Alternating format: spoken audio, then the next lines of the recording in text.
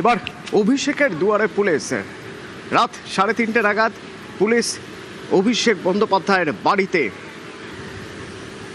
কালীঘাটের পটুয়াপাড়ায় অভিষেকের বাড়িতে রাত 3টে নাগাদ পুলিশ।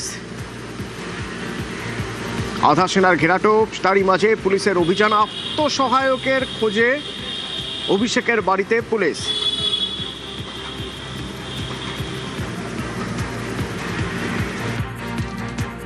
আমাদের যা বলার ও সুপিরিয়ররা বলবেন, আমার যা কমেন্ট করবেন সুপিরিয়ররা করবেন। আপনারা কতক্ষণ ধরে ওয়েট করছিলেন? কোন থানা? আপনারা শালবনী থানা স্যার? শালবনী থানা। অভিষেকের আত্মসহায়ক সুমিত রায়, তার খোঁজে পুলিশ। কিন্তু সুমিত রায় কি করেছে, কি অভিযোগ তার বিরুদ্ধে? লক্ষ লক্ষ টাকার প্রতারণার অভিযোগ, মারাত্মক অভিযোগ। বলা হচ্ছে ভোটের সময় নাকি টিকিট দেওয়া হবে, প্রার্থী পদ দেওয়া হবে বলে টাকা তুলেছিলেন।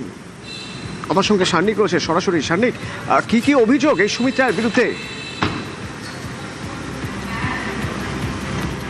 দেখো, শালবনী থানার পুলিশ আজকে অভিষেক বন্দ্যোপাধ্যায়ের বাড়িতে আসেন একেবারে নির্দিষ্ট সূত্র ধরে। অর্থাৎ যে সুমিত রায়ের নাম উঠে আসছে, যিনি অভিষেক বন্দ্যোপাধ্যায়ের আত্মসহায়ক, তার বিরুদ্ধে অভিযোগ শালবনী সহ সেই জেলাতে একাধিক বিধানসভা কেন্দ্রের ক্ষেত্রে টাকার বিনিময়ে প্রার্থীপদ দেয়া হবে সেই প্রতিশ্রুতি দিয়ে একাধিক ব্যক্তির থেকে টাকা তোলা হয়েছিল। এবং এই টাকা তোলার পরেও যখন প্রার্থীপদ যখন ঘোষণা হয়, তখন তৃণমূলের প্রার্থী তালিকায় নাম না দেখে অনেকেই তার অভিযোগ দায়ের করেন থানায়। এবং সেই অভিযোগের তদন্তে নেমেই এই সুমিত রায়ের খোঁজ শুরু হয়। কেননা এই গোটা চক্রের একেবারে মাথায় ছিল এই সুমিত রায়, তেমনটাই পুলিশ জানতে পেরেছে। মূলত যেমনটা তথ্য উঠে আসছে, সুজয় হাজরা, যিনি শালবনীর প্রাক্তন বিধায়ক, তার হাত ধরেই মূলত বিভিন্ন ব্যক্তি ও সুমিত রায় পর্যন্ত পৌঁছতো। এবং সুমিত রায় তিনি প্রতিশ্রুতি দিয়েছিলেন যে টাকা, একটা অঙ্ক নির্দিষ্ট করে দিয়েছিলেন প্রত্যেককে, সেই টাকা দেওয়ার পরেই তারা নাকি প্রার্থী হতে পারবেন। যদিও পরবর্তীতে যখন প্রার্থী তালিকা ঘোষণা হয়, সেক্ষেত্রে তাদের নাম যখন তারা প্রার্থী তালিকায় না দেখতে পাননি, সেই সময় তারা বোঝেন তারা প্রতারিত হয়েছেন। এই রকমভাবে কোটি কোটি টাকা নয়-ছয় করার অভিযোগ সুমিত রায়ের বিরুদ্ধে। এবং এই গোটা বিষয় নিয়ে তদন্তে নেমে আজকে ভোর রাতে যে ছবি আমরা দেখতে পেলাম অভিষেক বন্দ্যোপাধ্যায়ের বাড়িতে, মোবাইল নেটওয়ার্কের লোকেশন দেখে খোঁজে এলো শালবনী থানা।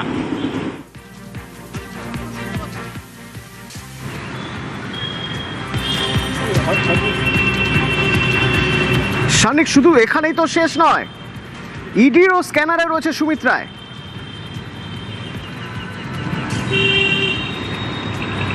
একেবারেই তাই। এই সুমিত রায় যে গুণধর এবং তার বিভিন্ন দুর্নীতিতে এর আগেও নাম জড়িয়েছে, তা কিন্তু একেবারে স্পষ্ট। কেননা এর আগে 2022 সালের কথা যদি বলি, কয়লার যে দুর্নীতি, সেই দুর্নীতির ক্ষেত্রে আমরা দেখেছিলাম সাক্ষ্য প্রমাণের জন্য ডেকে আনা হয়েছিল এই সুমিত রায়কে। এই সুমিত রায় তিনি সাক্ষ্য দিয়েছিলেন সেই সময় ইডি সিবিআই এর সামনে।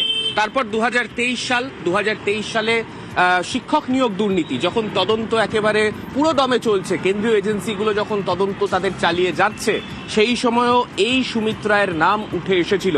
মূলত লিপস অ্যান্ড বাউন্ডসের অফিসে তল্লাশি চালানো এবং সেখান থেকে কালীঘাটের কাকু সুজয় কৃষ্ণ ভদ্র, তার গ্রেফতারির পর এই সুমিত রায়ের নাম সামনে আসে এবং সেই সুমিত রায়কে ডেকে জিজ্ঞাসাবাদও করে কেন্দ্রীয় এজেন্সি। স্বভাবতই এইটাই প্রশ্ন যে এই গোটা বিষয়টা কি আদতে শুধুমাত্র সুমিত রায়, নাকি পেছনে অভিষেক বন্দ্যোপাধ্যায়ের মদত ছিল? সেই প্রশ্নগুলো অবশ্যই উঠবে, কেননা এর আগেও একাধিক কেলেঙ্কারিতে এই সুমিত রায়ের নাম জড়িয়েছে। অতনু, অভিষেক বন্দ্যোপাধ্যায়ের পিএ সুমিত রায়, তো এর পিছনে অভিষেক বন্দ্যোপাধ্যায় আছেন কিনা, এই যে এত এত টাকা তোলা তার পিছনে, তা নিয়ে পুলিশি তদন্ত চলবে। কিন্তু রাত 3টের সময় এই সুমিত রায়ের খোঁজে অভিষেকের বাড়িতে কেন পুলিশ? অমিত আছে আমার সঙ্গে, সরাসরি বলতে পারবেন। অমিত, মাফ করবেন, রৌনক রয়েছেন আমার সঙ্গে। রৌনক, অভিষেকের বাড়িতে কেন সুমিত রায়ের খোঁজে পুলিশ এলো? দেখো, তোমাকে জানিয়ে রাখি, শালবনী থানায় এর আগেই তৃণমূল কংগ্রেসের প্রাক্তন বিধায়ক সুজয় হাজরাকে জমি কেলেঙ্কারি মামলায় গ্রেফতার করা হয়েছে এবং তাকে জিজ্ঞাসাবাদে তার সঙ্গে আর্থিক লেনদেনে এই সুমিত রায়ের যোগ পাওয়া যায়। কোটি কোটি টাকার প্রতারণা মামলায় সুমিত রায়ের নাম জড়ায় এবং এই সুমিত রায় হলেন অভিষেক বন্দ্যোপাধ্যায়ের আত্মসহায়ক। তার খোঁজে শালবনীর বিভিন্ন জায়গায় শালবনী থানার পুলিশ এর আগেও তল্লাশি অভিযান চালিয়েছিল, কিন্তু তাকে পাওয়া যায়নি। তারপরেই পুলিশের তরফ থেকে মোবাইলের টাওয়ার ডাম্পিং প্রসেস ব্যবহার করা হয়। সেখানে দেখা যায় এই সুমিত রায়ের ফোনের শেষ টাওয়ার লোকেশন পটুয়াপাড়ার অভিষেক বন্দ্যোপাধ্যায়ের বাড়ির লোকেশন দেখাচ্ছিল। এই বিষয়কে কেন্দ্র করেই একেবারে ভোর 3টে নাগাদ অভিষেক বন্দ্যোপাধ্যায়ের বাড়ির সামনে এসে পৌঁছায় পুলিশ এবং সেখানে একাধিকবার তাদের বাড়ির ভেতরে প্রবেশ করার চেষ্টা করলেও বাড়ির দরজা খোলা হয়নি। পরবর্তীতে তালা ভেঙে পুলিশ ভেতরে প্রবেশ করে এবং তল্লাশি অভিযান চালায়। পুলিশ যেটা মনে করছে এই আত্মসহায়ক সুমিত রায় তিনি গা ঢাকা দেওয়ার জন্য বিভিন্ন জায়গায় পালিয়ে বেড়াচ্ছেন এবং এখন কিন্তু তার মোবাইল ফোন সুইচ অফ, অর্থাৎ শেষ যে লোকেশন সেই লোকেশন কিন্তু অভিষেক বন্দ্যোপাধ্যায় বাড়িই ছিল।